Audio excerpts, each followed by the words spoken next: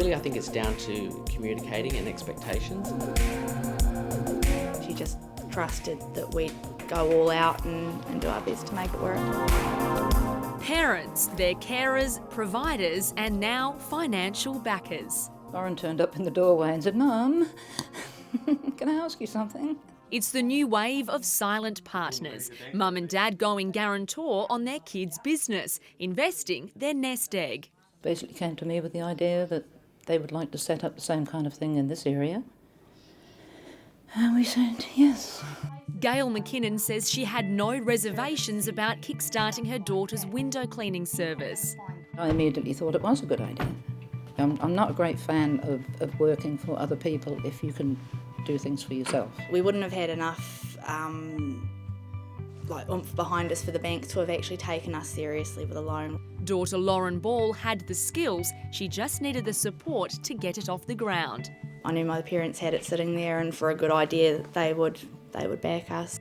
An engineer by trade, Lauren quit her full-time job and used the funds from her folks to buy a truck and all the equipment. Low overheads for us is a big part of it. We probably wouldn't have gone ahead with anything where we had to rent a shop or buy stock or employ staff. Be in control of their life and create their own lifestyle.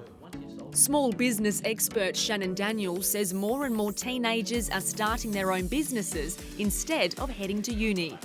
People are going and getting degrees, and by the time they've finished their degree, that job is no longer in existence or in demand.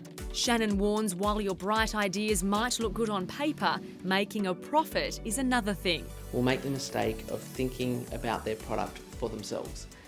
What they really need to do is put themselves in their client's shoes. When it comes to small business success, it seems the odds aren't in your favour. According to the Australian Taxation Office, only 37% of businesses make a profit, and that means 63% are losing money and going backwards every year. 80% of businesses or small businesses that start don't actually make it to the 3-year mark. According to Shannon, small businesses in the services sector are thriving and people are after short-term contracts and flexibility. People don't like doing things for themselves, and if they can pay somebody to do it, they will. To succeed, Shannon says 40% of your time should be spent on promoting your company and getting that next client. You have an attrition rate, whether you realise it or not, of people that will leave you.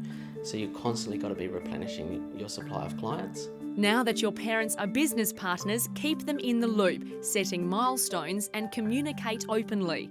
It's great to treat them like an investor or a shareholder, and to have regular shareholder meetings, if you like, with them. As for parents, treat your investment like a gift and don't expect to see a return if the business fails or flops. What we discovered was that over 50% of the people that actually got in contact with us who are in that situation are no longer talking with their family as a result. So know your own child. Does that child work hard? Does that child keep its word? For the pair, communication has been the key, and while Lauren is the boss of her own business, at the end of the day, mum's still the word. That was a big part of it, letting her down. I'm not prepared to let her down.